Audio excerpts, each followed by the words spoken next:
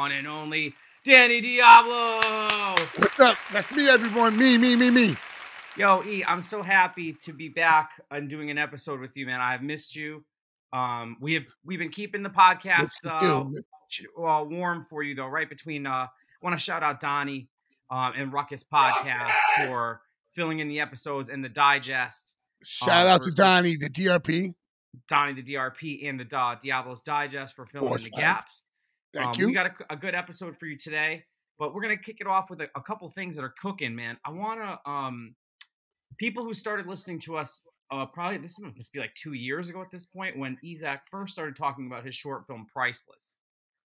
Yes. We had Real Wolf on, and it had just come off winning some great awards, a huge accolades, man. It won back 8 awards. It was 6 awards then. They won 8 awards since then. 8 awards. So we've now been on to 8 awards, dude. I was super proud of you then, and I had actually not gotten to see much of the film. You know, Real Wolf had only shown me a bunch of clips, but I'm happy to say that movie is now streaming on YouTube. Yes, it is. I've watched it a couple times. I made Viv watch it this weekend. She loved it. You know, we sent you a message about it. Yo, E, without giving, I got a couple questions. Can we want to talk about the movie a little bit? Please, let's go. Okay, so it was fucking awesome. I think the way that it was all shot was so sick, the acting and shit. So anybody who doesn't want to be spoiled, pause this, go watch, and then come back, because I got a question first. Oh shit. So in the beginning of the movie, right, when you're talking to that guy, you know what I'm gonna ask, right? Like what? That is it like it's like a test, right? Like break it down. Like when the twist at the end is that it's him. Listen, you know how people have their own ways to interpret it. The lyrics, when you do lyrics, and like, no, I thought it's this, and there was a name, but I'm gonna say what I thought. It's because So tell me a little bit what you thought. I guess that I really think about that dude was the devil also. Well, okay. Now the devil goes into people's.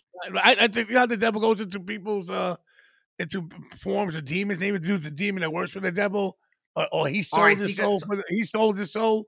The devil went up to him and so get this. You know what I mean? Like maybe it worked some weird way like that. I don't know, bro. All I know is that Peter Green is the devil. Peter Green's amazing in it, but you yourself very amazing in it too, and holding up against a guy like Peter Green, dude. That the acting is. I'm the main character. I'm the main character in the movie. How crazy is that? Viv is the first to always be like, "Oh, this has bad acting or whatever," but she was like, "This is so good." She really liked it. And then tell her, I said, "Thank you, man. Thank you." I will. So the way I interpreted it was this, right? Was like your character was walking somewhere, and then he was like a test was put in front of him, right? And then because you dissed that dude, your whole thing got like fucked up, kind of. I don't know if I interpreted that. I just think that like almost like some M. Night Shyamalan shit. Like he was always there in the beginning to get you. I guess he, first of all, who he is, he's always been there. So the guy knows everything you think about. So I think that was just him in another form. Okay. You don't think it was he was like testing the character to see like if you weren't going to be like rude to the guy at the homeless bump? You get what I'm saying? I think he was already on him because he knew what he did in the bar scene. Right? You understand? So it's like the prophecy. Remember, he goes, whenever you throw out when Viggo Mortensen tells homeboy, he goes, you remember you scared under the bed? You scared you because you thought that you saw someone? That was me. And he told me he knew what he was talking about. Yeah, he's always been watching. It was so good, man. Like I said too, the way that Real Wolf, like the cinematography, you know, and the way it's shot. Tom is a great director, producer. The crew that he has, Delaney is a DP, and Chino. These guys work together as a unit at Real Wolf Productions, and all of them are amazing people and great film guys. So I shout out to all of to Tom, I love you, Delaney, I love you, and Chino, I love you. So those guys, and I've been working with those guys. I've been working with these guys. I went to Florida with them to work. They're doing the Coogee Rap documentary. So basically, I've been working with them. They did the Coogee Rap 38 Special and AZ's song for Coogee Rap's album. They did a video. I went and I worked with them on the production part with them. So I've been working with Real Wolf in the backgrounds and hooking him up as a production team. That's sick. And he's Shout a out to super Will. cool. Yeah, Yeah. super nice guy. Like super cool. Like I said, man, I was so excited because I had been wanting to see it. Thank You know, thank you so much for watching it. and then it finally came out. So it was, you know, really exciting, man. What else has been going on, man? Shout out to Scam Dust. Today's his birthday. I know Happy birthday to my brother from Queens, from Spaghetti Park, from Corona, Queens, Spaghetti Park, Dominican Cuban. My brother, I created this animal as a monster. The one and only Scam Dust. We love you, Scam Dust. Amazing. Yeah, happy birthday, Scam Dust, man. Your Cuban brother. Yeah, I love that. Yo, so the other thing we were going to talk about too was outside of Priceless. You've been super busy doing a bunch of other shit. Want to plug some of the stuff you've been working on, man? I want to say that that I've been working with, you know, all the guys. I was on tour with the Nomads, with DRP, Insane Poetry, and Chucky Chuck. So they actually have a single drop. They dropped today, a single, and they're doing I forgot the name of the video, but they have a video coming out next week also. But if you go on my Instagram and you go to my Twitter, you see what I'm checking out: the Nomads, Insane Poetry, Chucky Chuck, and the DRP. Fucking go buy the record at force5records.com. Check out the videos, but the Nomads.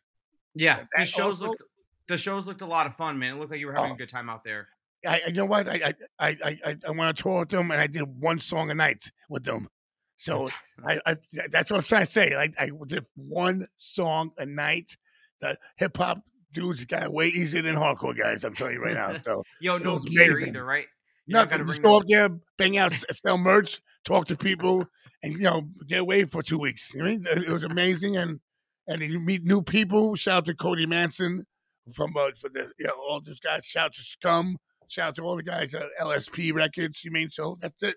But I've been working with E-Train Records. Dropped a EP. Tony Slippers dropped the EP called The Button Man. Yeah, Tony was just on. For anybody who missed, he was on last podcast. Yeah, he was on last week's episode. So if you missed that, definitely jump on, listen to that. What did you guys just release for him, E? He has a thing called the Button Man. The Button Man. Go right now. It's on all digital platforms, and check the video out on YouTube. I got also. I want to say everyone. There's a group. I'm that friends of mine. They Live is prolific. King Relic and Jason Logic. They got 2 videos out called Get It Good and The Incision. So get this. Watch that around. Get It Good and The Incision. They Live. They're out on Force 5 Records. Buy the record, the CD, and check them out on YouTube, force5records.com. That's it. That's all. I'm also dropping a single for E-Train Records, a Danny Diablo single with me, They Live, Billy Ballantyne from Ill Rock, and the DRP. So check all those guys. Shout out to They Live again. Shout out to Billy Ballantyne, and shout out to They Live. E-Train Records in the building. We have a street date on that yet, or not yet? Not yet. But also, I just did a song the other night for Big Cash. Shout out to Big Cash, who owns Mo Thugs Records. I saw that on your Instagram. Tell us a little bit about that. I did for a remix. I didn't want to tell anyone because all my friends just go try to sabotage everything I got. So it's me and Big Cash. Shout out to Big Cash, and it's a remix, and it's Ice-T and Slash are on it. Oh, that's sick, dude. Yeah, I like Ice-T. Shout out to my man Ice-T. Well, yo, speaking of Ice-T, dude, what just made it back on the fucking Bandcamp like two weeks ago that everyone is so excited about? Oh, yeah. That's right. Ice Pick dropped remastered. Yo, by Zeus fucking hard. Zeus fucking hard. Yeah. You see something crazy? I haven't heard it yet. You know what though? Super on brand for you though, right? But I want to remind everybody. I haven't heard it, but Zeus did it so hard. Josh hit me up, and we got that. The vinyl's coming out, guys. So all you people who love that, vinyl's come out right now. Get the Ice Pick digitally remastered out right now on Bandcamp, and you're gonna see the thing right here. Boom, boom, well, shit. Also, I'm DJing the Milwaukee Metal Fest, the pre-party. plug that quick too, because I saw that you posted a flyer. So you're gonna be doing what? Do you remember the date of that or no? Hold on. I got it right here. It's this is crazy, right? I'll do it. Well, for those who don't, for those who don't remember, let's just tell them. The Ice Pick album was you and Josta, has features a shit ton of people. It's an amazing album. It looks like it has a shit ton of features. I can't remember, like how many seashells. It does. It has a lot. No, but only on one fucking song. Real recognize real. The other shit, the whole album is just me and Josta. It's only one song with 12 guys on it. Yo, you can't think. It's like a gangbang of a hardcore girl in the hardcore scene. Ugly bitch, all ugly bitches, like 12 niggas on one ugly bitch. I'm just saying. You know what I mean? Oh my god! Slim Pickies out here, son. But you know that record. No, I'm sorry. That record has been out of print for a very long time. So I'm from the listeners, I want to thank you and Josta for getting that. Thank you. Listen, all right, check this out. I'll be the first one to buy a copy of the vinyl, man. That record. Yeah, listen, everyone right here. I want everyone, all my fans in here, please go to Josta's page on Facebook. Go to Jamie Josta's page all over the social media and say, "Yo, we want another Ice Pick record." Right? Yeah. We want another Ice Pick record. So it's Thursday, May 25th at what's the place called? The big place in fucking Milwaukee, you know. The Rave. It's at the Rave. So yeah, the people, everyone's gonna be there. It's gonna be Paul Bolstaff from Slayer, my nigga Kirk from Crowbar. Yo, I can't wait to see you, Kirk. Dino from Fear Factory. Yo, you're gonna have to remind him about Nostradamus. About the story. The story, Nostradamus. Phil from Violence. Tim Ripper Owens, and my boy Rob Dukes from Exodus. Yo, Rob, what's up, brother? All those people are cool guys. I can't wait to go to the pre-party. Milwaukee Metal Fest pre-party, Thursday, May 25th. Josta and friends. And Jamie, thank you for putting me on to it. I got to play some hard shit. Obituary. I'm going to play some Hellhammer. You know how to get down. Shit. You know, I'm going to play some Discharge for the old punk rockers. But all the metal stuff, for the metal guys, you know how I'm going to go. I'm going to go with Biohazard, some Dokken. Yo, bring it back. You always Ludacris, Crumb Suckers. Hard. You always know how to bring the variety, man. And it's going to be Obituary. A good time, man, and you're also going to be filming the documentary while you're out there too, right? Or no? Which one? Aren't you doing the Milwaukee document, the Metal Fest documentary, and your own, or what? No, I'm doing I'm going to be a guest on Jamie's podcast. Oh, okay. I thought you were doing something else. And I'm also doing the guys from Real Wolf are also doing. Next year, documentary, after they finish the Coochie Rat documentary, they're going to do a 3-part documentary with Don Capria on me. I'm all over that. Yo, Danny Diablo. I want to talk about moving when we had The Office. We have chapters. Yeah, for Scarhead, for Good as Glory, the Danny Diablo story. I love it, man. Well, yo, I just want to plug too that we just announced on Static Era a new signing, and there's a pre-order up for that right now. Yo, what's up with Tim VOD? What's up with Tim's? That just came out last week. I want to thank everybody. Let's plug it right now. What up, Tim? Yeah, Tim's thing came out last week. Rolling Coffin. Thank you everybody who bought that. It's been streaming very well. This week we just announced Connecticut indie rock band. Yeah, I think you would love this shit. It's right in your alley of that kind of stuff. Cinema Stare. The vinyl pre-orders up right now. It comes out May 19th. This Saturday, doing something special doing something special this night. Tell everyone about this Saturday. Record stores, let's do it. That's right. This Saturday, if you're in the area, stop by the store. Record store day. That shit's gonna be lit. It's stressful, but it's gonna be fun. And then we have a bigger announcement too to announce later about the shop that I told you about earlier. That I'm excited for. They're gonna be doing some of the stuff there, but we'll talk about that after. I got also. I have something else to say. Yeah. that no one knows. You hear that? All right, you heard it first. I guess like this thing right here. The Oh, vinyl. sick. We showed. Yep. So we showed a copy of those. We got we got those from Mark. They look great, dude. We sold out of them at our store. This guys from Mark Generation did this in a out, since it's record store day, whatever, on Saturday, right? So everyone go to DannyDiabloMerch.com and get the vinyl, color vinyl. There's gold, there's purple, there's purple lavender and yellow swirls. But this EP, get it at DannyDiabloMerch.com. Go to Generation Records, get a Cortex Records if in Europe, and go to Retribution 178 in Japan if you're in Japan. We have copies. We have copies. And tell them if you're in Connecticut, who has copies? We have copies on our store at Static Gear. I got two TVs over here with your face on, so I'm talking to you over here and over here. So it's crazy. That's why I'm like this, guy. So it's all everything. Also, I'm doing something I want to tell you. I said a Rutgers podcast, but I'm doing a thing called Supreme Force Syndicate. It's a rap group all together with punk rock, and I got who's involved with it is Big Lito. Big Lito. Oh, shout out Lito. Blizz from Juice, Insane Poetry, nice. Tony Slippers, King Relic, me, and that's it's like did they leave anyone out?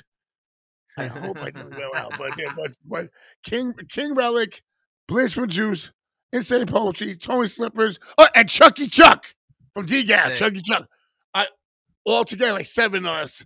And it's gonna be hardcore and hip hop, like a Wu-Tang. And I love that. Listen, like me and King Relic are doing all the production. We're working with a whole bunch of people. I got mad people send me dope beats, Stretch to send a whole bunch of stuff. But it's a super group, and we're gonna make how Wu-Tang with the W. We're gonna have a crazy $. It's all crazy, but it's gonna be a big merch. My merch game. It's mostly hip hop based, or no? Well, it's like if Scarhead was smart and had a real producer, one producer did something, we kept it on that one thing, like that. You understand what I'm talking about? But it's gonna be it's like we're already doing the artwork and stuff like that. King Relic and I were like, yo, we got this. I got a studio in the house. We're gonna put it out, but we're not just gonna do just straight up hip hop. It's gonna be like Onyx, MOP, Dope DOD, like early, hard shit, hard shit with guitars, and almost like City Morgue, Suicide Boys. But we, I'm not trying to diss anyone out there, but shout out to MOP, shout out to Onyx. Those guys really influenced me. And Lil Fane's my man. I love those guys. I love City Morgue. I love City Morgue. Suicide Boys too. I love that shit too. But we're going to be a problem. We're going to be a big problem because we have some dope MCs, and I know what to do. I'm going to be the guy who put shit together. I might do a hook here and in the background. Yeah. I'll let the rappers rap and the breakers break. You know what I mean? And I'm going to have people. I'm going to be like, sick. But I'm the fucking brain of this. I'm the puppet master. You're the puppet master. But we're doing hard stuff, but we're also going to do stuff to be on the radio. And it's something to get people like back into music and be like, I like what you're saying is more like a more focused, more focused project and more about like I see these guys that people are like, coming up to me, OG. I'm like, what the fuck people say? I like, I mean, like I ain't that old, you know what I'm saying? But I am. I'm rapping against dudes who are 25 years old. 18, you know what I mean? Like I'll do my. Like I said, I know my lane, got my lane. I do the thug core stuff. I have my own style, and that's it. You know what I mean? Like, and that's what I do. You know what I mean? Like, all these dudes can rap great. All these dudes have this, that, whatever. He could do this. A lot of these dudes are assholes, you know? And no one wants to work them. It's like a guitar player. It's like when you go. I told you, like when I go to Sam Ash and I gotta pick up fucking guitar strings for Zach or Matty Pasta, and I'm like, hey, can I get this song? So I'm looking at the list. Oh, I can't go. And the guy's like, oh, well, I use these. And I pick some guitars. Like, I'm like, shut the fuck up. I got to go to Japan tomorrow. Just give me what I need, bro. Just give me what I need. I got to go to Japan tomorrow. Why you sit here and you play your fucking Ingrid Mounts thing? Shut the fuck up. Right? I'm out of here. And it's like, sometimes I laugh because it's like, if those people only knew how much shit, like, dudes. Yeah, it's sad. You know what I mean? Like, But I'm like, it's also sad when you meet these fucking girls like at the strip club and they're jumping on you and they're rubbing your dick and the girl can sing and everything. Like, yeah, you can sing, but you suck your 8 cocks tonight. What are you gonna do? Right. That will help you, but you gotta get the cock out of your mouth. Like that's kind of shit. You're like, oh, yeah. But you don't say I'm talking about. There's a lot of talent out there. If it was all about having talent, that means every girl in the church, every girl in the church would be multi-millionaires singing, right? Beautiful voices. It's not about that. It's about being in the right place. We both know. You know what it is. Yeah, it's not even talent, man. It's sad. I make jokes to make you understand where I'm coming from. Right. You understand? Yeah. All right. I love strippers. And well, like you said, man, it needs more than talent, especially in these days with all the shit. You need a lot of money. You need a lot of fucking. It's like when you see a girl who's fucking like, what's this bitch? She's whack and everything, but she's fucking hot, and she's like, damn, like an edit face type shit. Like, how did it happen? And you know how it happened. Some guys give me this bitch money, and you're like, yo, I wish they didn't give me money like that. You mean then that person cries they didn't make it, but you got fucking $40,000 to fucking do. You know what I mean? Like. Shouldn't even be here. You know what I mean? This is a weird world we live in. But you know what? If you make it and you're cool, I'm cool with you. That's what I'm saying. It's all good. Good. I do hard music. You know what I mean? I don't care what color you are. We do hard music for real people. You know what I'm saying? Yeah, real music for real people. Listen. If that's why I look at these girls that can rap, and I'm like, oh, that bitch she can rap so dope. And I'm like, she's not gonna go nowhere. And they're like, why? She's dope, but she's fucking fat and ugly. That's why. And guys when they look at some fucking stupid bitch who looks like a doll with fake ass and fake titties. You know what I mean? So that's the world. Filters. That's the world we live in. TikTok. Yep. Oh, they're like 30 these kids 30 seconds. You can't keep it. If they came down right now to fight us in a war, any country they would destroy us because these kids are fucking retards. I'm sorry.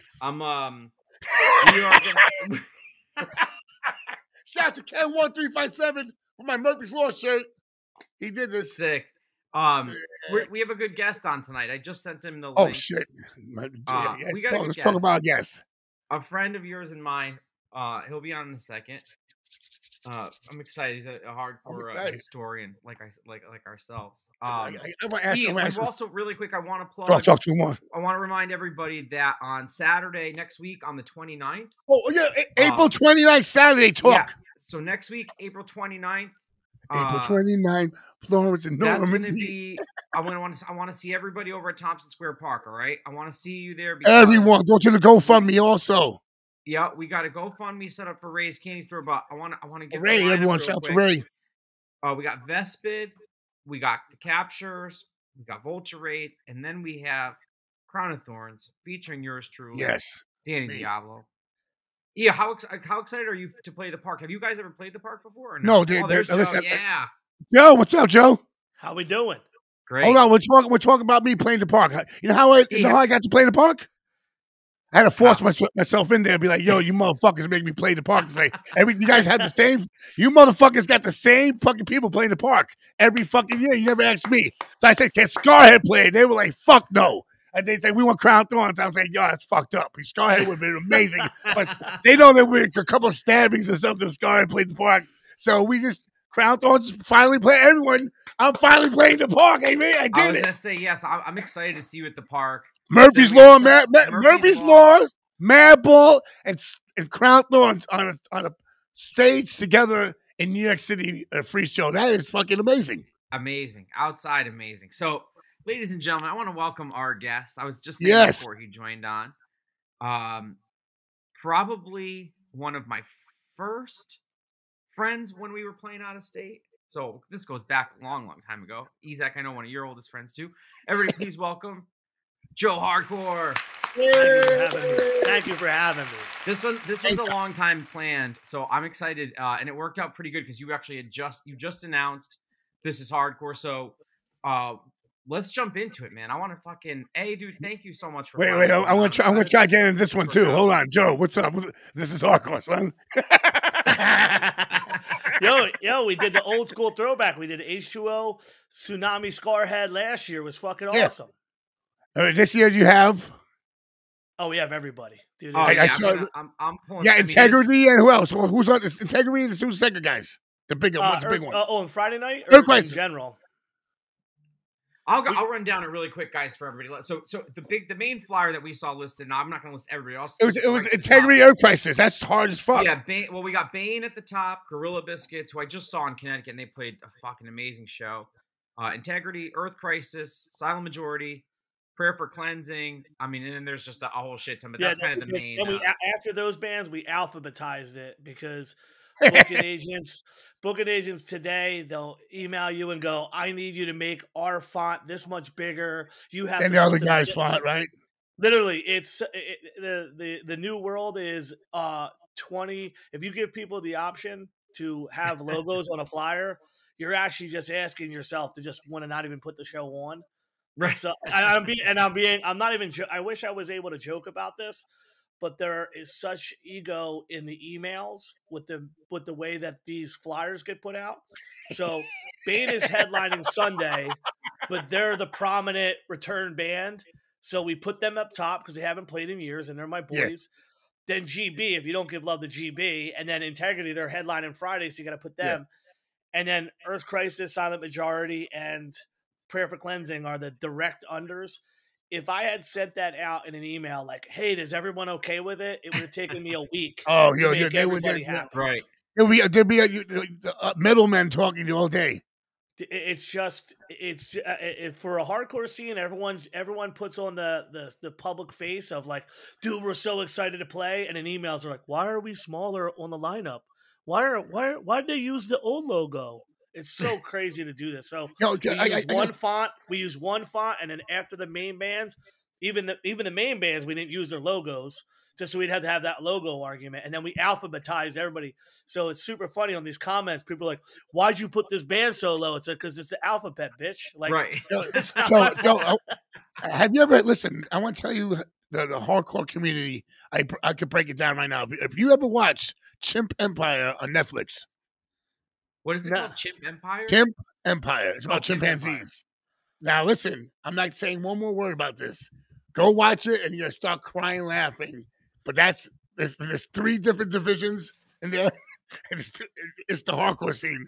And I'm not going to say nothing to all my fans out there. Watch Chimp Empire on Netflix, and you know, Joe, what I'm talking about. Both you guys watch it. I wrote down in my notes. Everyone here is going to cry about this, but you heard it first from me. That's the hardcore scene around the East Coast right there.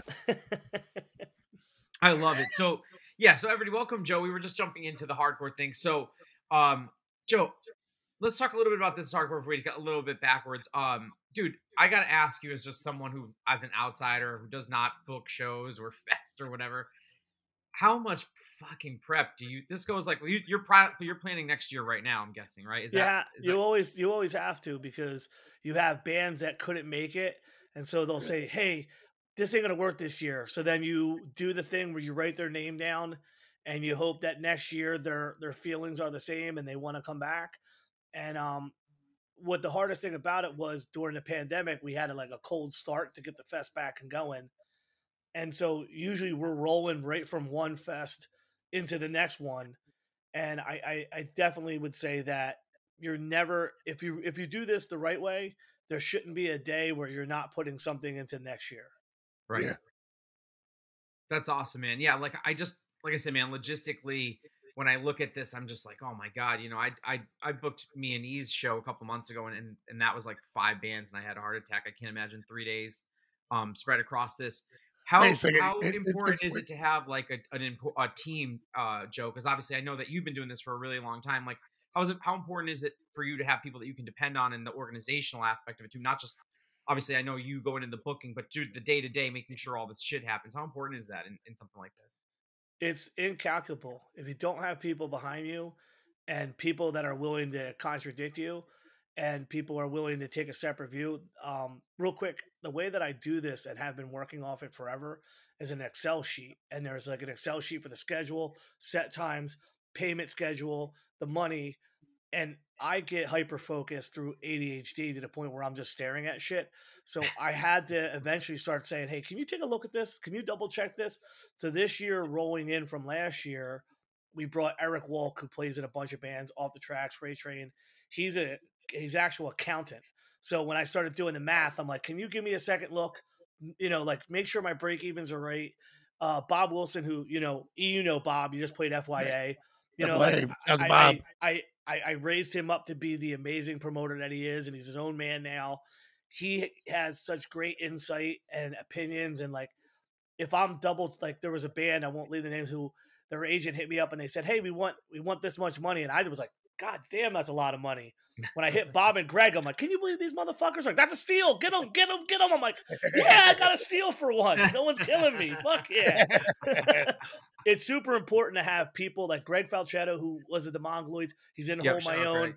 He's doing the 2GB shows in New Jersey. Like, again, he grew up being a roadie for Shout at Rome and doing shows in New Jersey.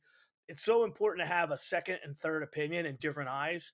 And then because I get like locked into my own things. You have to fight off ego. You have to say what's better for the fest is not always going to be what's great for Joe Hardcore.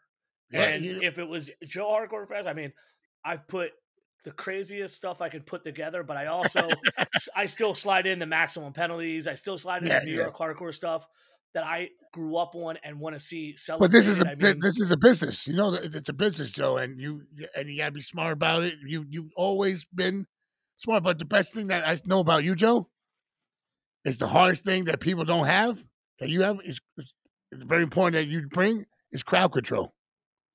You have to be able to control, but it's not like the old days where the scene physically did itself.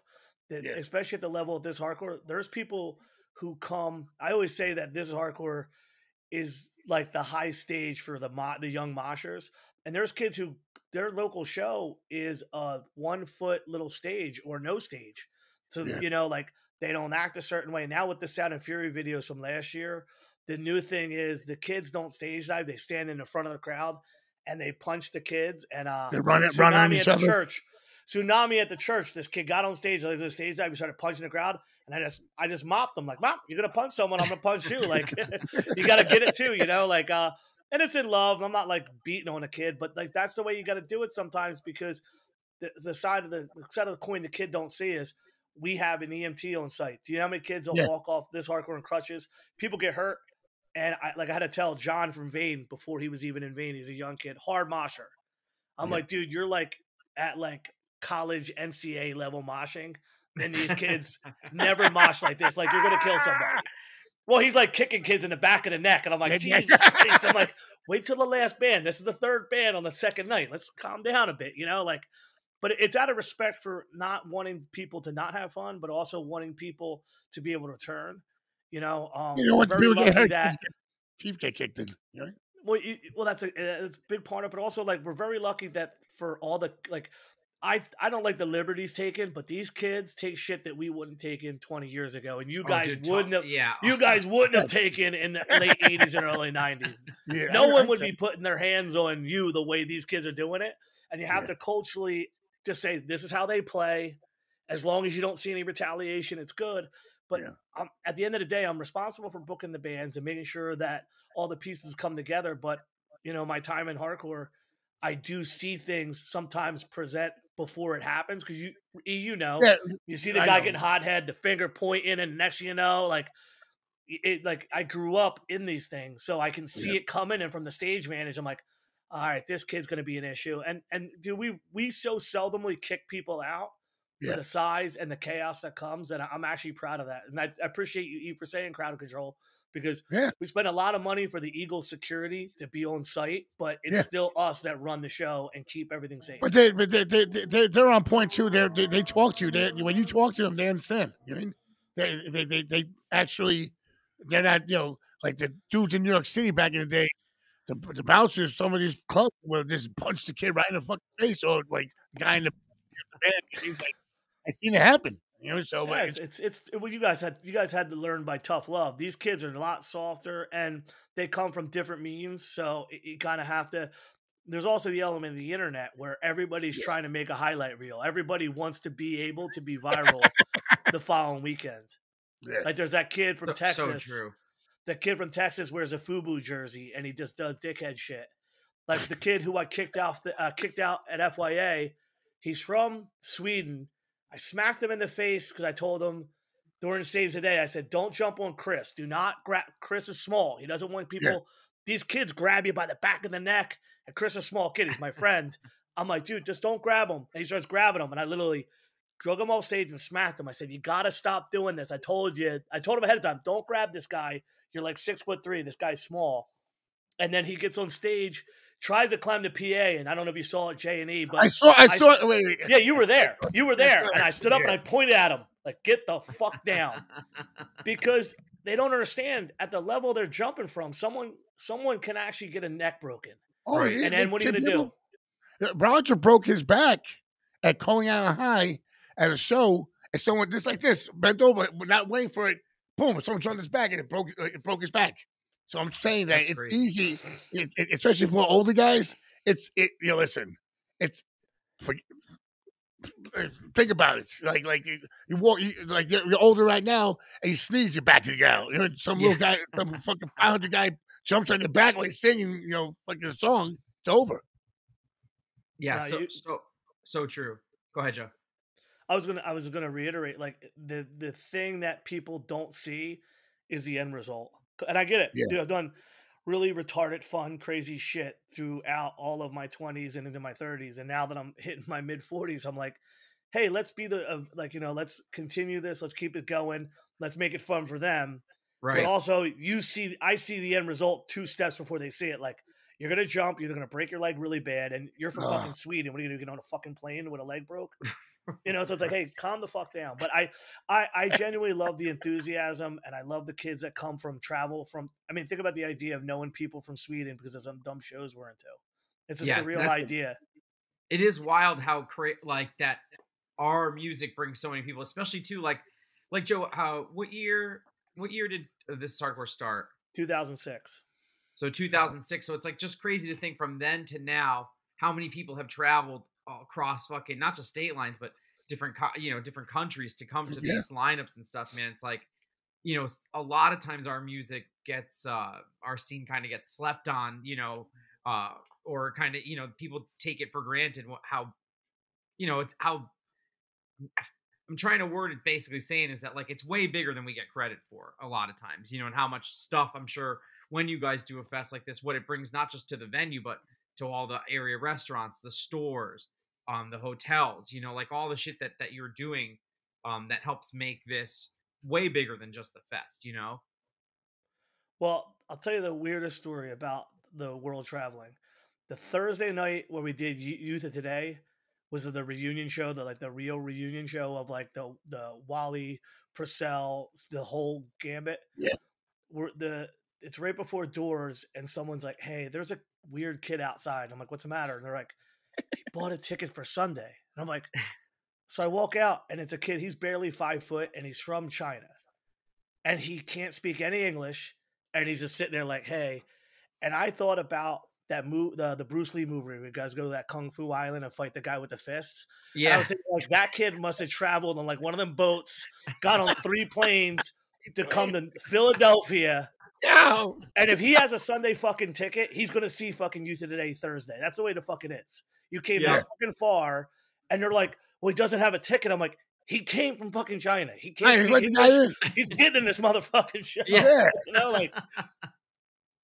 And that's super cool of you, man. Like, so Joe, let me ask you, what made you start This Is Hardcore? Because when I was doing bands, it was Posse Numbers was kind of it wasn't super close to you guys, but that was kind of the fest in that area.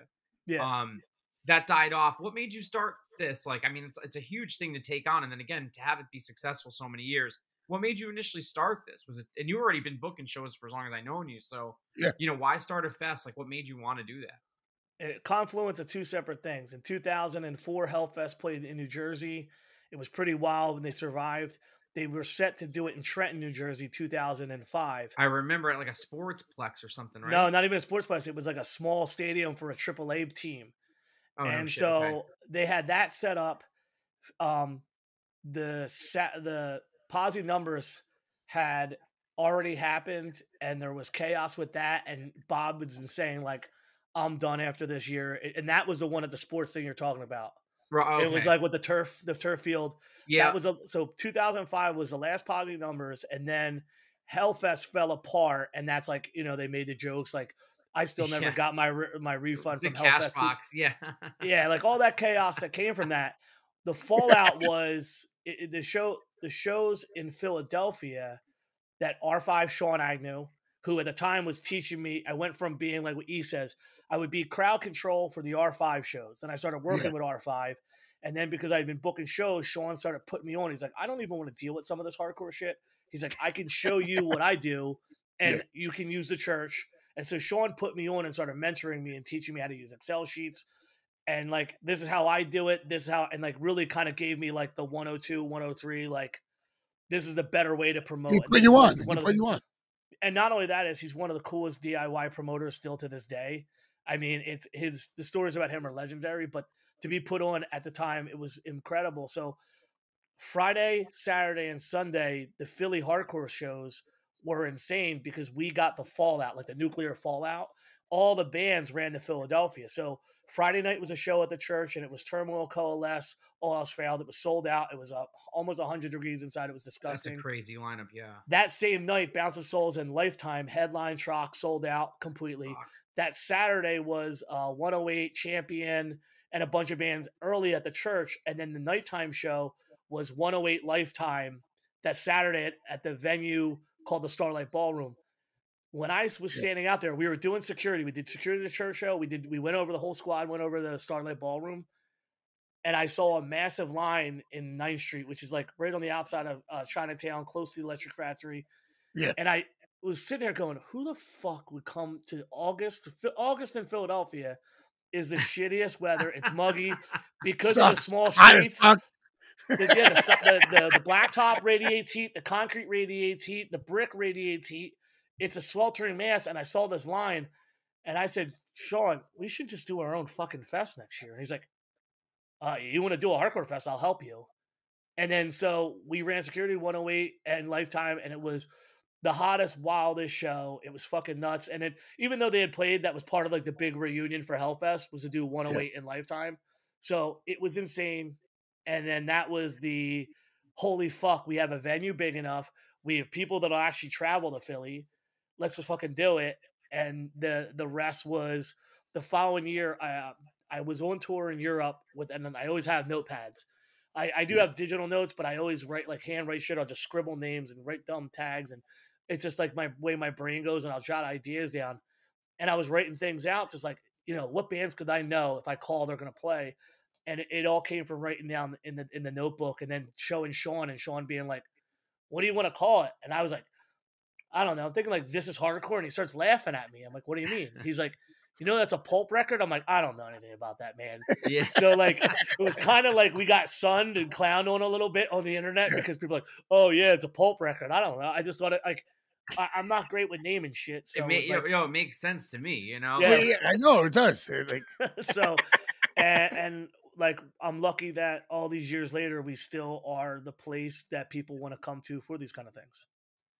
Yeah, no, man, that's awesome. So this year, it's happening on August 4th, 5th, and 6th. It's at Underground Arts in Franklin Music Hall. So how does that work, Joe? Is it like in two? Because I hate to say it, man. I've only made it out to one, and it was super early on. No, last year, I am planning. I know, dude, it sucks. I'm the worst. I am going to try to make it out, though. I want to maybe do a table next year or a sponsor. I saw that you were looking for sponsors still, so if people are looking for sponsors, definitely get in touch with Joe if you're still looking for stuff. Joe, how does it work? So is it at 2 venues? Is that how it goes? We started a 2-venue situation. First, it was Starlight Ballroom. The capacity was only 1,200 persons. The first 2 to 3 years, we were doing pretty well, but we weren't packing it. And 2009, this is really interesting, is back when MySpace was still the predominant social media, we made a post the festival. Hey, what changes should we make for the fest? And like 4 people were like, stop making it the weekend after college starts. I ain't never been to college. Me neither. I know middle of August is hot time and concrete. You know what I mean? Like, I don't know. And then so in my head, I'm going, I thought motherfuckers go back to school in September. So like, I didn't know middle of August people go back to college. So by shifting the weekend 1 week earlier, we had our first weekends of sellouts. So 2009, we sold out at the door. 2010 and 11, we sold out way in advance. And the Amazing. lineups got better because we sold out those rooms. And then we got an invitation through friends to go and talk to Brian Dilworth, who's now passed away. He became like Sean and I were split parties. Sean Agnew, through R5 Productions, basically showed me and gave me the blueprints. Like, here's how you do a hardcore show. Now here's how you run a hardcore fest. Here's how you do it.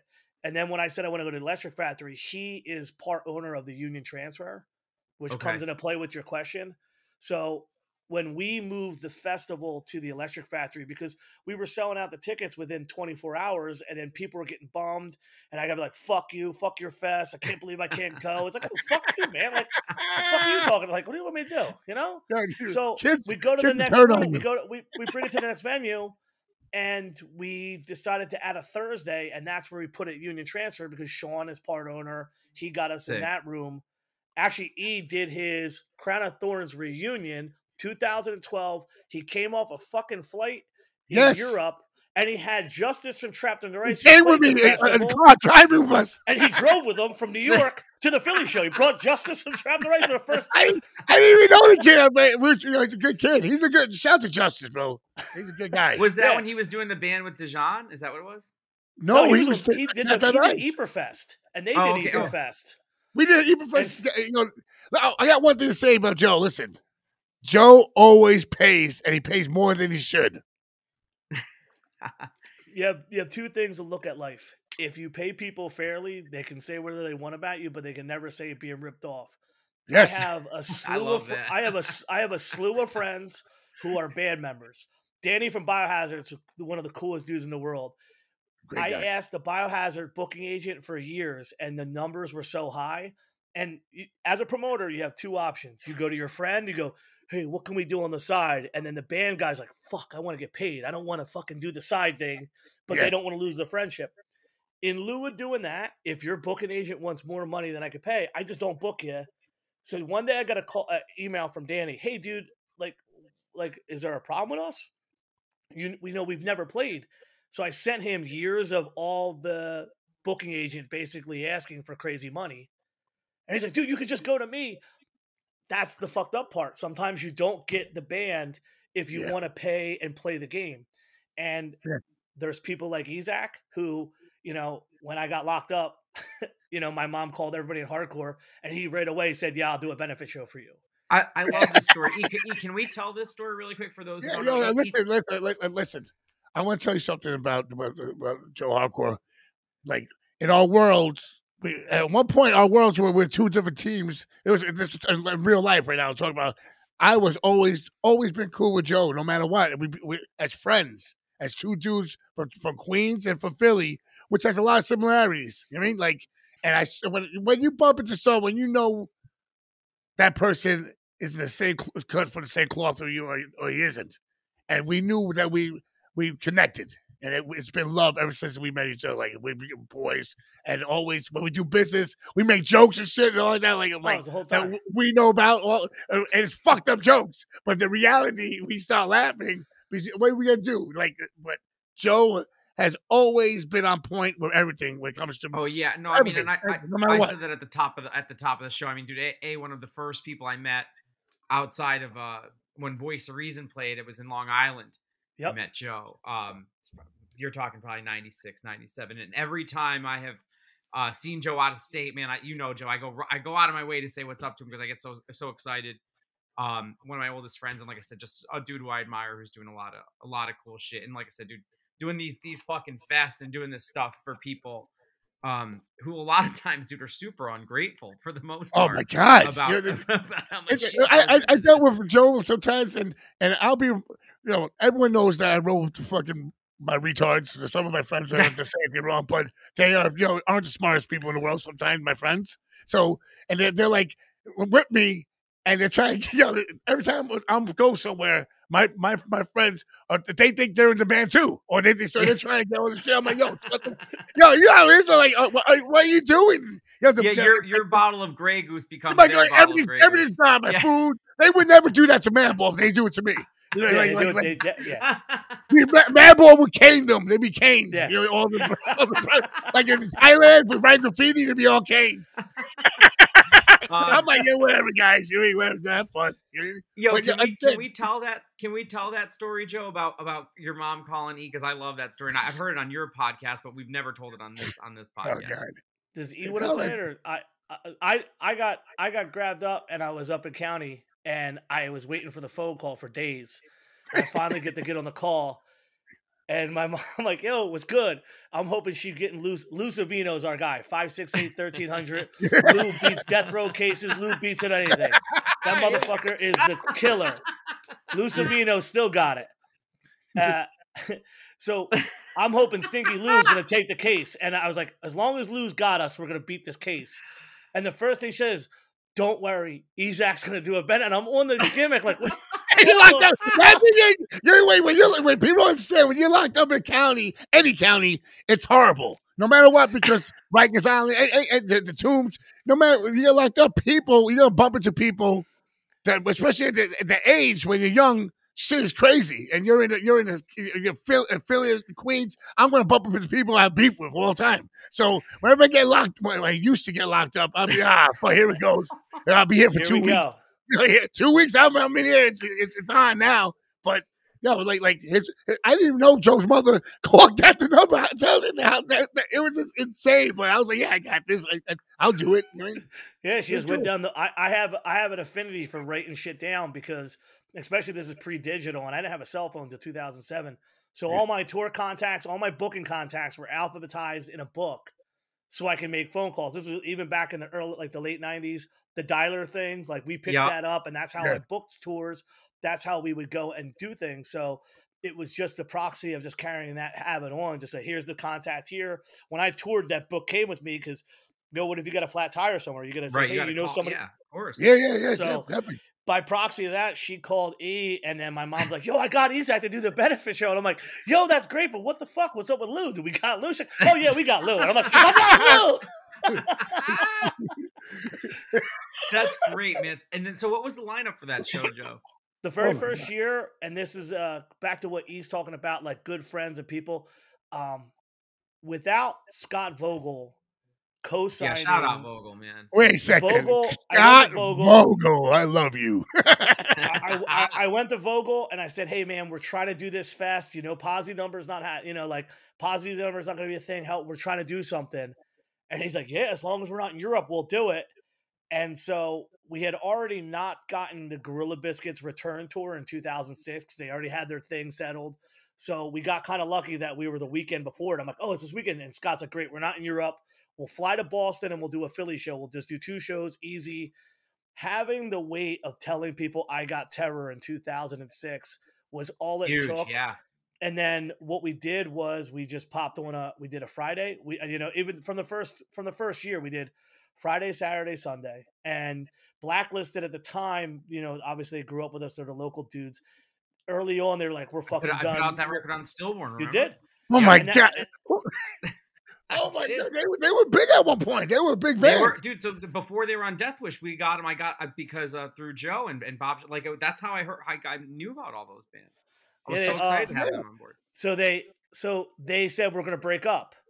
And then then they're like, nah, son, we're not breaking up. But they ended up being the Sunday headliner. And just having the kind of people behind us to have that weekend. Now, granted, the room was packed, but it wasn't sold out packed. And just having that one time behind us was able to roll into the next year. And that speaks volumes. I know you said about ungratefulness. The thing about this thing, and this is going to sound either like I'm a fucking psychopath or that I'm just a naive, but everything that I have, this behind me, my house, is because of hardcore. Not because I don't go to work and I get paid from hardcore records. The guy who I met in 1997 would later call me in 2007 and say, hey, why don't you come and join this company and go union because you've been working, every major connection in my life, the nexus centering point is a hardcore person. And, not just me being straight edge since I was 19, not just me being from a poor neighborhood in Philadelphia, but traveling the world. every good thing that has happened to me, the burgeoning initial point is hardcore punk. So if I got to do a weekend a year where we bring out some of the coolest bands, we show new kids these old bands and put these new bands on before they're the big bands. And then I love to give back to the scene. I mean, it's a great thing when the show sells out and you've got extra money. But, you know, the bigger thing is that for 17 years in Philadelphia, you know, we're not New York hardcore. You know, you can. I love that he knows who the Pagan Babies are. I know you know. Paul Bearer loves Why Die. There's not that many. Great graffiti, bro. We have this whole thing, Philly and New York. You know, the graffiti is like it's weird because we have the same rivalry with Boston, but the closest thing to New York City is Philly. I always say that, and the closest thing, it's crazy. Chicago is another city too, but I'm saying, but those three cities are the cities that really are similar, like Brooklyn. It's weird. So yeah. So what we didn't have was the bands, and we didn't have the CBGBs in the 1980s. Yeah. You know, we got lucky that Nancy Burrell did some shows with Minor Threat and all that stuff, but the early first 20 years of hardcore, and that's all New York. But I'm going to tell you, the last 20 years has been Philadelphia. As far as some of the biggest shows, we may not have all the biggest bands, but we have a continuance of the first. It's a hub for hardcore, bro. We have all these shows, so we're able to now give back to all that stuff. It's why a huge part of not just the stuff that I do with the fest, but the podcast and making sure, like when I did the Alone in the Crowd benefit, I called up Maximum Penalty because I know that Maximum Penalty has a relationship with Alone in the Crowd and a relationship with Pagan Babies. You know, like it's good for the young kids now and every kid coming forward to see the continuity and the actual, instead of it being like these bands are in their own worlds. No, it's all connected. And so I look at this hardcore as something that I love to do. I'm fucking out of my goddamn mind. What am I going to do? What would I do if I didn't have something to focus on, something to look forward to, something to push myself? And listen, I'm the same way, man. I mean, I opened a record store in the middle of the pandemic. You know what I mean? I'm the same way. It's just I gotta have an outlet. I gotta do my thing. You know, it's music, bro. It's music. And for people who don't know, Joe, like you book shows throughout the year, everywhere, all kinds of shows, absolutely. Very small shows. I've been booking shows shows. This will be my 26th year of booking shows. That's insane, man. That's what we do. Actually, my first flyer is here. I put up on the wall. What was that show? What show was that? What show? All bands that nobody's ever heard of for good reasons, but it was a good local show. And another interesting side note is, and this is the narrator coming on. I want to say it was the night. Let me double check this, make sure I'm right. Yeah.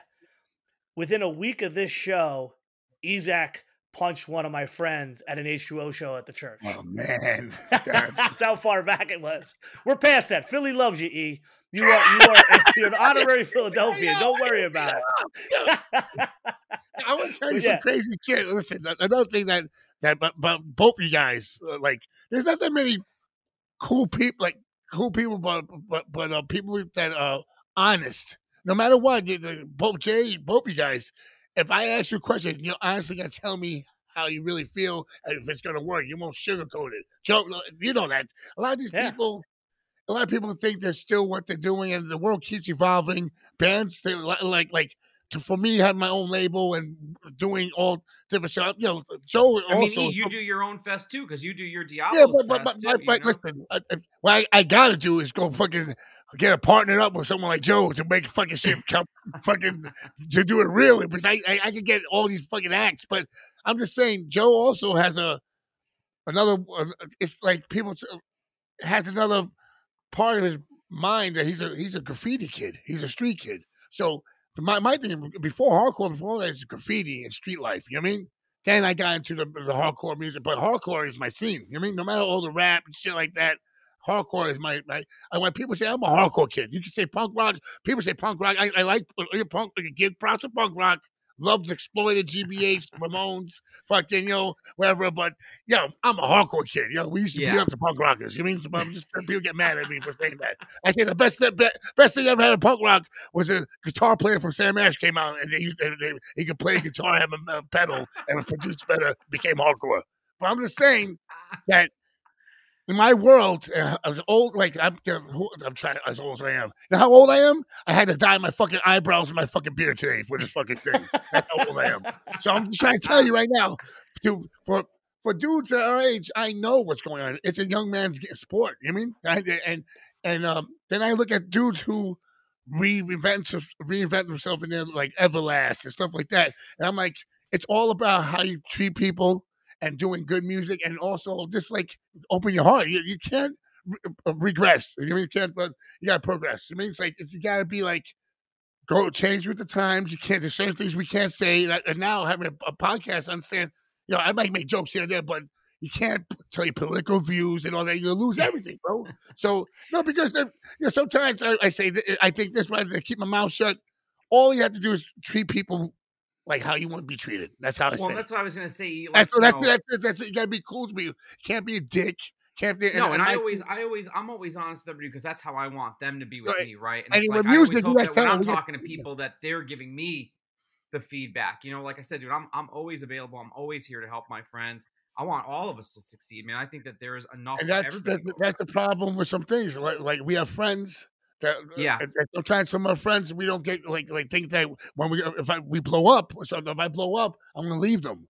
And I'm like, I brought my friends. Listen, if I would have not take my friends on tour, not take the bands that didn't bring you people, not to take the rappers that didn't sell records, my roadies, I would have a $1 million house right now somewhere. Yeah. But then again, if I didn't do cocaine, I would have $1 million house also. You understand? So you understand what I'm talking about? So I lived life. You know what I mean? And listen, you learn from your mistakes, and you understand when you get older. My goal is just to make money to live, sit back, enjoy life, and I want to die with my grandkids next to me. You know what I'm saying? Like, my great grandkids playing around, and like I tell them, "Hey, lower the music," or something like that. But I want to die in my sleep. I don't want to get killed at a fucking an Nazi front show or something like that. You know what I mean? That's all.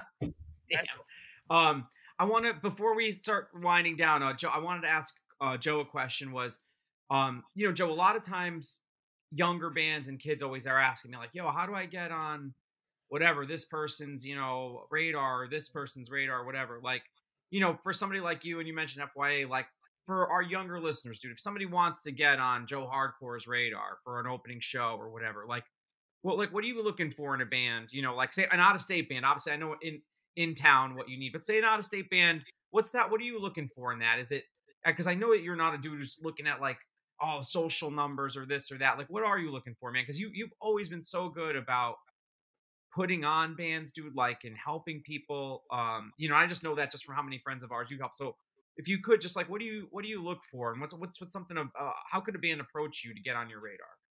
The hardest thing about it being a new band who wants to play out of state now is, and again, it goes back to an earlier comment where I said that the current state of affairs is that the bands allow their booking agents too much control. I used to be able to go ahead and I would book a band, let's say a Madball, and I would give Madball's booking agent, here's your offer, here's your guarantee, we're going to make this happen. And then they left me the fuck alone, and I got to put a bill on without the influence and input or direct, here are the bands that we think you should have as your openers. And so, booking my first show in 1997, not having the ability to do the touring stuff right away, you had to learn how to mix things up. And like you said, like early on, I was traveling and I got to like link up with Anthony Ray's, so we got to know who Overthrow was. So these people like Overthrow are coming from Long Island to the middle of the fucking hood to play a show with 25 to Life with a bunch of bands that are from like either the Pinelands in New Jersey. We did Buried Alive in the middle of the hood in 1998 off a demo because I was writing Scott about Despair. They broke up, and I did Buried Alive when I was 18 years old. By by figuring out, you have to have a good local, not at the beginning of the show, but sometimes second or third up in the bill, so people stay and come was always good. But a lot of the thing now, and it's not social media numbers. People who are looking at social media numbers are fucking goofballs. And a lot of the bands that have high numbers pay for them early. The thing you have to do is totally. if you're a band that aesthetically fits a show, or you can bring something to the table in a sense of like, oh, I'm going to put this band on here and it's going to be cool. I did that for this band from Long Island called Incendiary in 2008, 9, and then 10, and now they're on top of the fucking world. Yeah. And I always felt bad because they're like, yo, we want to check. Like Brennan had other bands. He sent me this new band. I'm like, oh, this is cool. They played shows. They didn't do the big, oh my God, people are crazy, but they kept coming back. And I think a big thing is that a young band has to be able to play a show and not have everyone come suck their dick, which in the modern era of social media and videos, the thing is nobody wants to walk away not feeling like they hit a home run. And I got into touring and leaving Philadelphia as, this place fucking sucks. I have my whole life to work. I want to go play some shit. I got lucky that when I was 19, Dysphoria took me on a full U.S. tour, and then that exposed me to so much stuff. So I was able to do these tours and able to. That's how I met you. Was I think Voice Reason played with Dysphoria, maybe, right? Because I was a roadie. I was a Dysphoria. I was a Dysphoria roadie, and like I was 18 years old and went to Detroit. Yeah, and those guys were great. Yeah, and I almost got killed because I wanted to buy 12 hoodies, and they're like, "What are you doing?" And I'm like, "It's for my friends. Like, you've never played Philadelphia, like." And then Jeff was like, "No, it's cool. He's young. He's allowed to buy 12 hoodies for us, Like, but that's the shit that we used to do, and that kind of exposed me. But you have to just get up. Like I don't care if you just close your fucking eyes or whatever you need to do.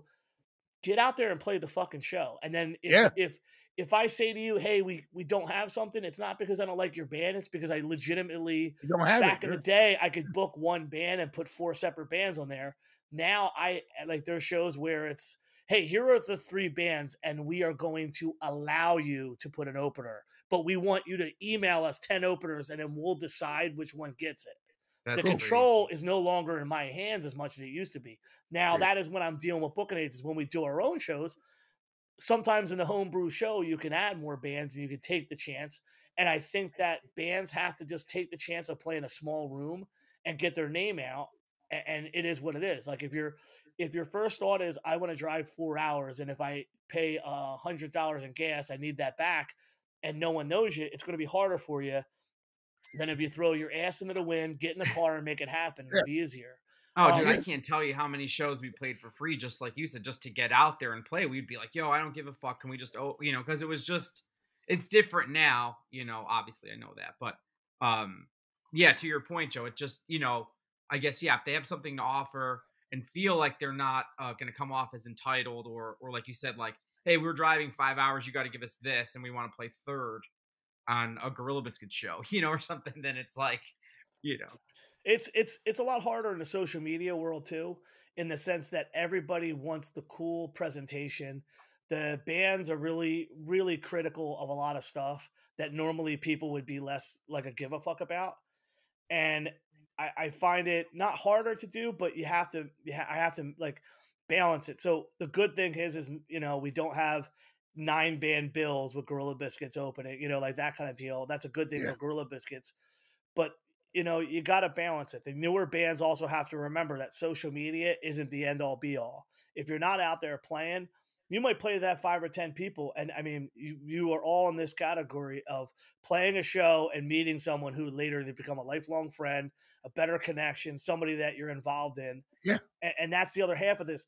There's a disconnect where the band people in hardcore sometimes want to play in a hardcore band, but they themselves aren't a hardcore person.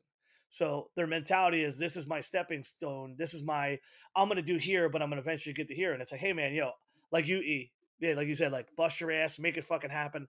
I'm all there for you, but I'm not going to let you use my show as your stepping stone. Yeah. And there's bands that are from our scene that we also need to support. Yeah, definitely. That's part of the game, bro.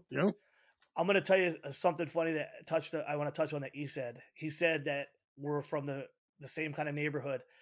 I was allowed to go to metal shows to get out of the neighborhood. My mom wrote graffiti in the 70s. We lived in a bad neighborhood during the Philly crack epidemic, so I was able to go to metal shows.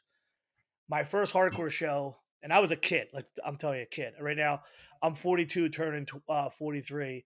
I was 12, turning 13, and I saw Biohazard, Sick of It All, and Sheer Terror. That was my first real hardcore, like all hardcore bill.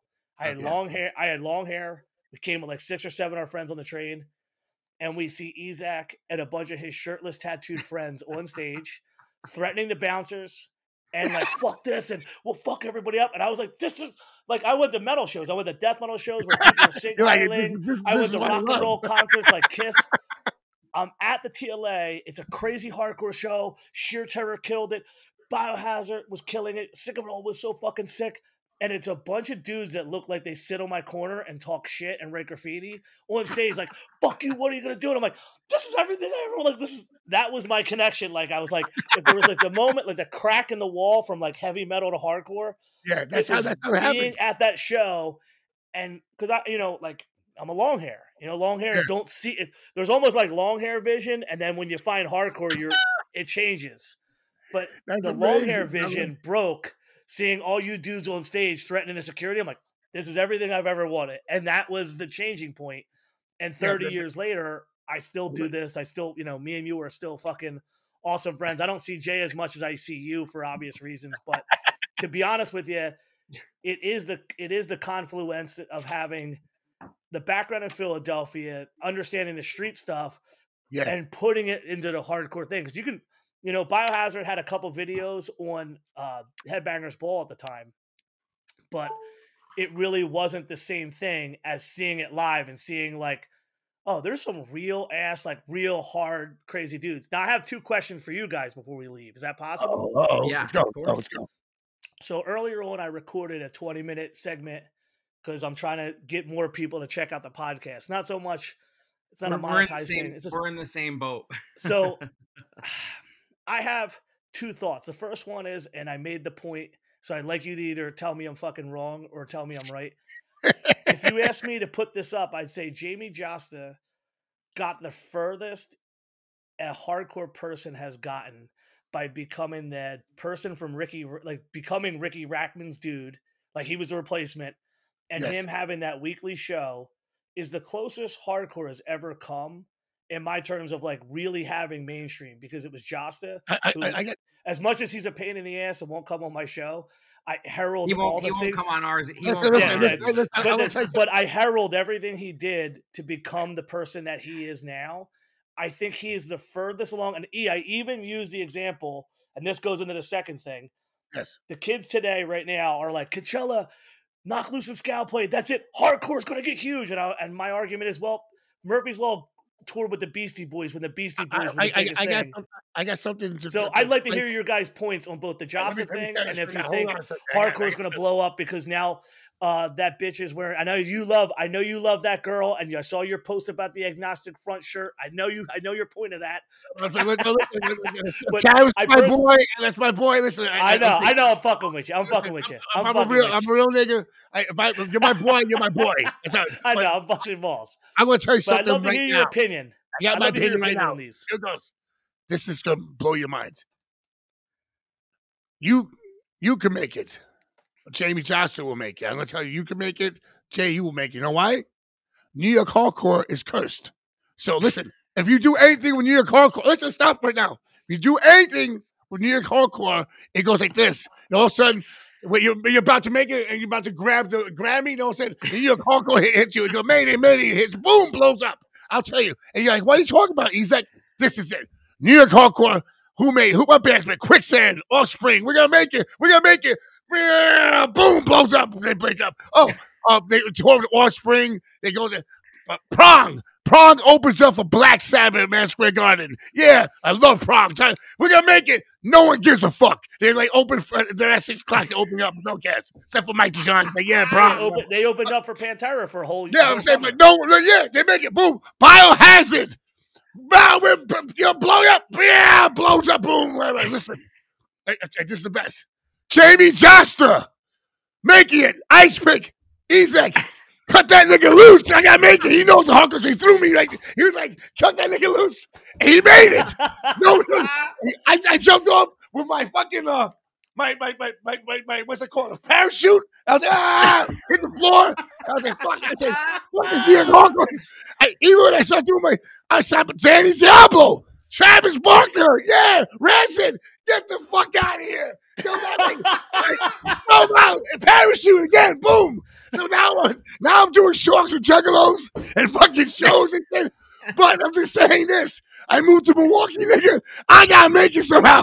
Yo, the curse is real. It's like fucking the Brady Bunch with the fucking to go Hawaii and shit. That's the New York hardcore curse. The total. Cut all ties with New York hardcore. You will make it. The totem. I'll speak real quick on that. I lived through that era. Cut all ties with New York hardcore. And I will say that, like, I think it's just, dude, it's everybody's entry point, you know. So for us, yeah. I genuinely, not just because I love Hatebreed and stuff, but to me, Hatebreed and Jost are like the biggest in the hardcore world, and they made it. Yo, Hatebreed last year was amazing. And this is hardcore. I've never seen anything like that in my life. Yeah, and I mean, like I said, dude, Joe and E, you guys have known Jost for a long time too. Like, I love you, Jamie.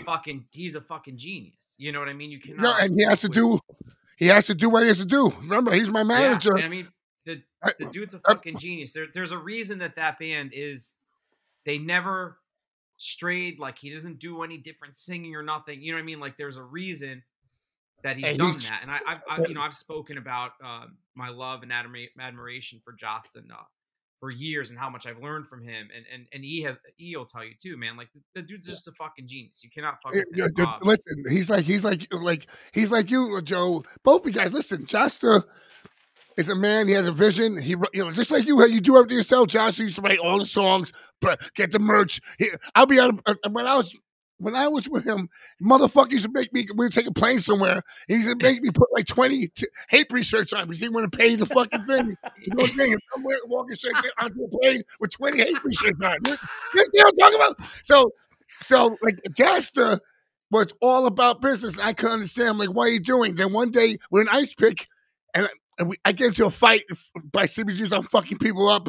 And I'm like, hey, no, Josh, Jamie. Like, he goes, Danny, I can't.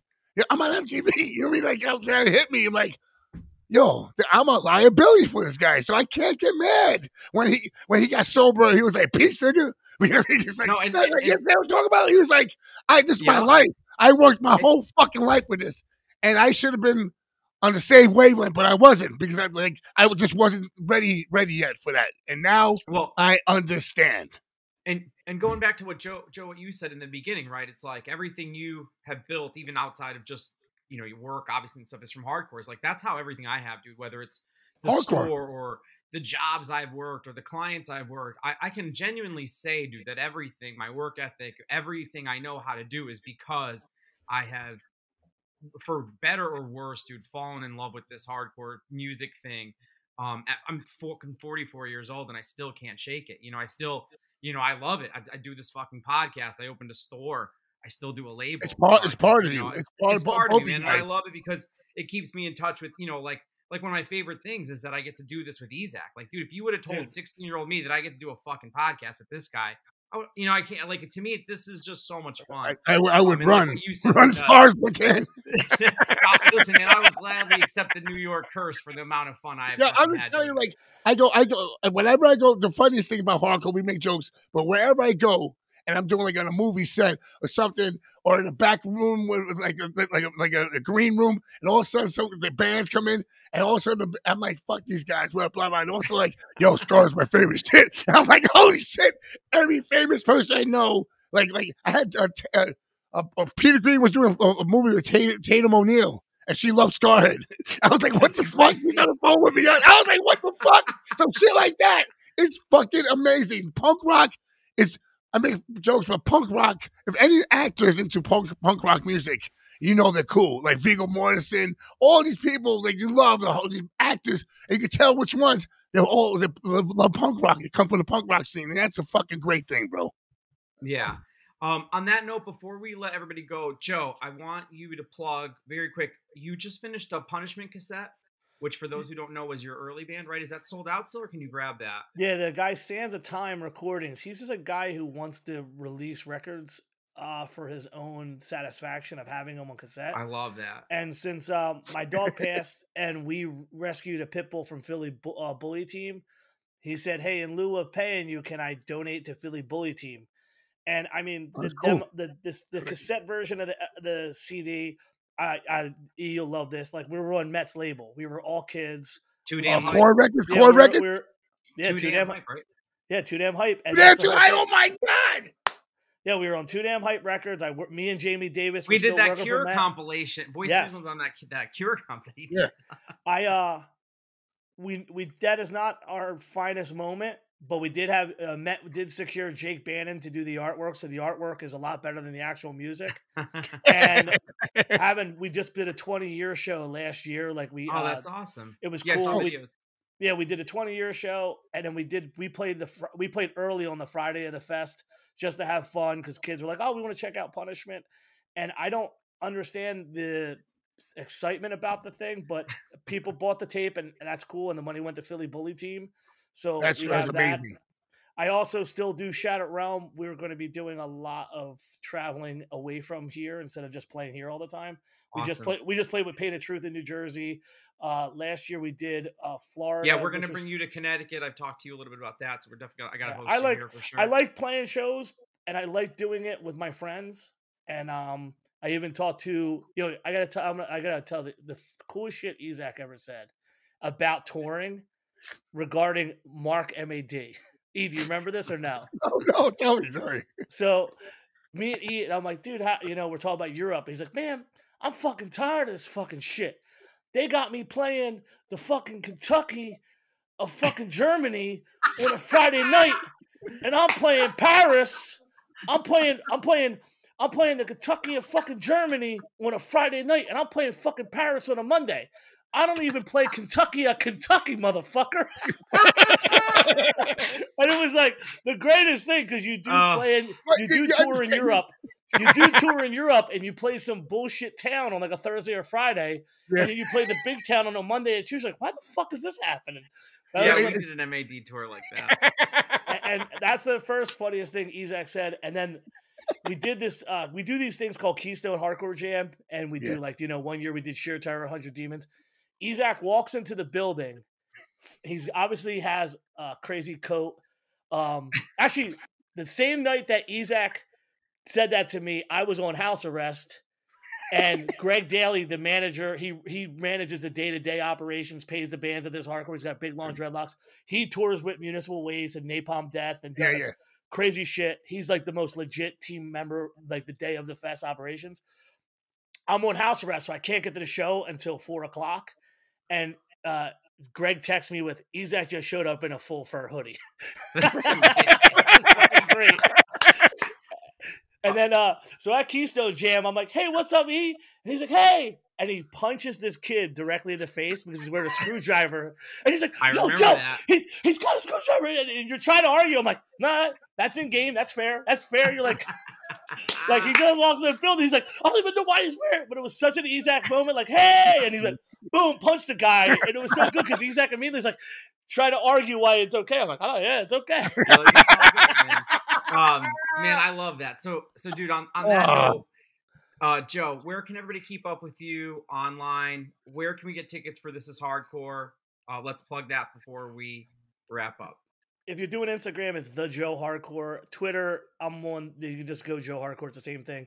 This is hardcorefest.com and This Is Hardcore Fest at Instagram are the two easiest ways that you can contact any of the social medias for This Is Hardcore Fest. And then keep up with the Philly shows, right? There's a Philly HC shows. Yep. Yeah, we got Philly HC shows on Instagram and Twitter, and we got the PhillyHCshows.com. Still 100% DIY. Still 100% new kids. Philly Hardcore Shows isn't just Joe Hardcore. It's Bob Wilson. It's Alex Bradley. It's Ben Stuckey. It's Chris X. And it's everybody. I mean, dude, imagine doing a show, and you've done these hall shows where at the end of the night it's dirty. There's kids who pay to get in, and they stay and sweep up and clean. Which to me just shows you that the kids that we're raising into this thing have real respect for what we're doing, and it's why it's going to continue. And it's why we can bring Isaac down with Crown of Thorns. Actually, congratulations to Isaac for going over a year being in a band with Mike DeJean again. Congratulations. Still being in a band with Mike DeJean over a year. I don't know what's worse, sober or Mike DeJean, but they're both working out. Damn. They're both working. By the way, Jay, if you haven't seen the full videos, you got to watch the FYA set from Crown of Thorns. In my opinion, watch that. I'm a big Crown of Thorns mark. I watched Crown of. I remember, and I still to this day, I love that Isaac at one point in time would in interviews and on stage say, "I'm going to start a hardcore band called Scarhead." He wouldn't refer to Crown of Thorns as a hardcore band. You'd be literally like, "No, I got this new hardcore band called Scarhead." Like he didn't like at that time. He's like, "We're not really like a hard." But they opened. This is how nerdy I am. They opened. I won't say open. They played second or third to last at the E-Town record release for Time to Shine at the Pipeline, and it was basically 25 minutes of fucking stand up, and it was Isaac being like, "If you motherfuckers aren't gonna mosh, wait till I bring my fucking hardcore band up here, Scarhead, motherfucker." But I missed the Pipeline, bro. Yeah, dude, it was one of my favorite places to be, and I missed many days of school because the train would leave Newark and get to Trenton, and then we couldn't get to Philly in time to go to school. But that's that's why I ended up with a GED and I pour concrete for a living. Yeah, union made. Out of all, I mean, I've had Crown of Thorns play This Is Hardcore. I've never seen a response like FYA for Crown of Thorns. It was absolutely young kids. I've seen the clips were crazy. The young kids were absolutely 100% behind you, and it's because of the things that you mentioned earlier. You're staying apolitical. You're not beating people down with the same shit that everybody else. And this is the hard thing to dissect is that the older folks in hardcore have opinions like everybody else, but these kids on social media, they want to hear about cool hardcore shit. They want to support your band. They want to support your art. They want to get themselves excited about the culture. They don't want to be like fucking browbeaten about the politics side of things. And listen, the people that do it are not winning. They're losing contact with the young fan base because the kids have enough of it. So Isaac, for your age and for the friendships that you have done the best to just be like, I'm fucking Isaac and I'll say what the fuck I want. I'm crazy. A couple of times you said some shit. You're like, hey, I'm just playing around, and everybody takes you for your word. Yeah, and it's such a better relieving thing to read Isaac's social media than a lot of people who are your peers and people that I look up to over the last couple of years, because I'm getting tired of being told this and this. It's just too much. So congratulations on reading the room. And not doing that. It makes the world real. Like, I love my friends. I love my brothers. But we all have our own minds and our own people. But the thing is this, when I got to hardcore punk to get away that scene, it's because even metal is to get away from my parents. They would talk about politics. To get away from my mother and father, my father yelling, screaming, my mother. I get away from the adult thing. So I want to go away, CBGBs for 4 or 5 hours, 6 hours the most, and come back into reality. So those 5 hours, I want to be lost in bliss and fucking my friends and love and music and be right there. And then you gotta go home and listen to the bitch scene crying. The rent's not paid. You're a piece of shit. Fuck you. I know you fucking her. You know that's like that. You know that. I don't hear this shit. The politics. Ronald Reagan and shit. Fuck that, Jimmy Carter. I want to fucking just listen to hardcore. You mean that's it? And listen to Suicide Tendency shit. That's it. Writing graffiti.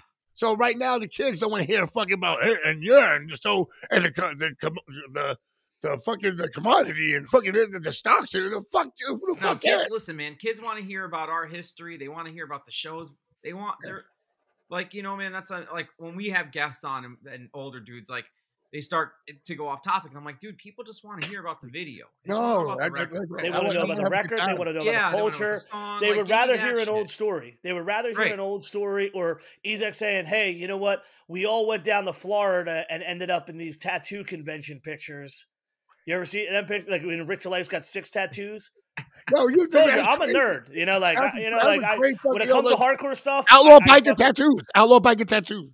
Yeah, you guys ended up all in this, and you gotta understand this. My mom and my family were very tied into biker shit. So early on, I'm looking at New York hardcore people in the tattoo magazines, like, oh shit.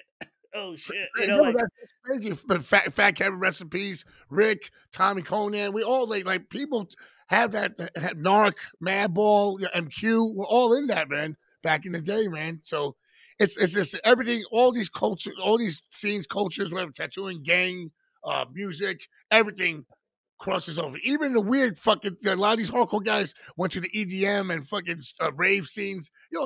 Everywhere I go, no matter what music, they'll stop me and be like, "Yo, I love fucking Crown Thorns, I love Scar, I love hardcore, I love your shit, man." So the Juggalos, those motherfuckers all have one guy had all my records. I signed it on a tour, a rap tour, and they're like, so I'm saying that we as hardcore people, New York hardcore, Philly hardcore, Connecticut hardcore.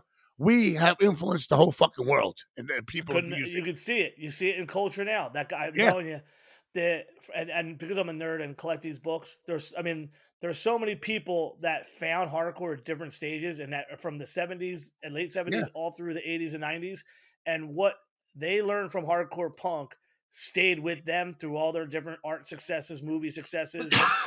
I mean, it's. There's hundreds of examples, and I love that you touched on that, because that's like a huge thing. It's like they may have not gone to every single show in the last 20 years, but hardcore they made the influence on them, and then what they took from that is a whole different other world. I tell you, like Matt Dillon, the hardcore kid.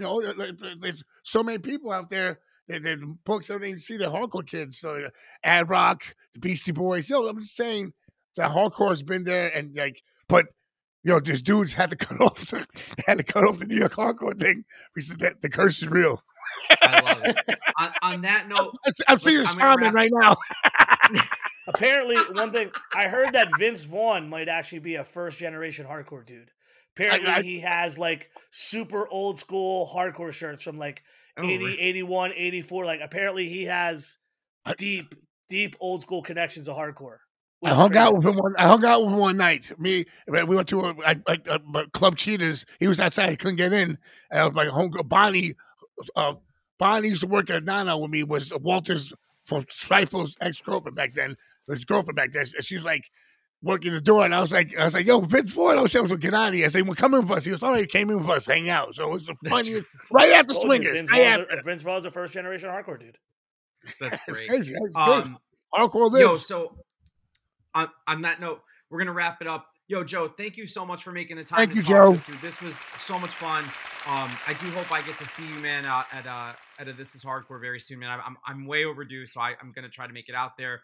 And we're going to host you here in Connecticut very soon. If there wasn't so much traffic between New York City and Connecticut, I would come to Connecticut more. I know. It takes me longer to get to Connecticut from the minute I get to like past the George Washington Bridge. I could walk there. It'd be faster to get to Connecticut. And I do the Sawmill Parkway and the 15. You might as I'd be better off with the fucking Oregon Trail than trying to fucking get there. It's the hardest. It's so hard to get to Connecticut from Philadelphia. It's easy. And obviously, dude, both of you guys. I mean, Jay, I do. It's great that you said that. Like when I first started traveling, you and I became easy friends. Yeah, man. I love that. The cool thing is we don't have to see each other every day, and we pick up like we just saw each other yesterday. Always, man. I have so much love and respect for you, Joe. You know that. You can move to Philadelphia, and I call you my brother. You always know if you ever needed anything. And likewise, we've had some amazing, crazy conversations. We have had crazy conversations about immediately insane shit that's about to happen. We've had conversations as insane shit's happening. Right. And I respect you. I love you for everything you do. And I'm telling you, this was awesome to be a part of. I love that. I hope you guys do more of them. And obviously, can't wait to see you guys at This Is Hardcore because I know you guys are coming. I'm going to call you. Yeah, I know you're coming. I already know you're coming. I already know. I got the EZAC pass already set. And I know, Thank you, brother. We got to try to we got to do a Diablos Den there maybe next year or something. But Joe, one day I'm going to surprise you. I'm definitely going to get down there. But much love. Everybody, please check out This Is Hardcore. This year and every year, dude, support Joe. He's got shows going on all year. Shout out again to everybody who's been following us on doing the Diablos Digest and the Ruckus podcast. Yes, Ruckus podcast. Stay subscribed. I love you guys all. Peace. Thank you so much. Peace. The world is mine. 4-5, baby.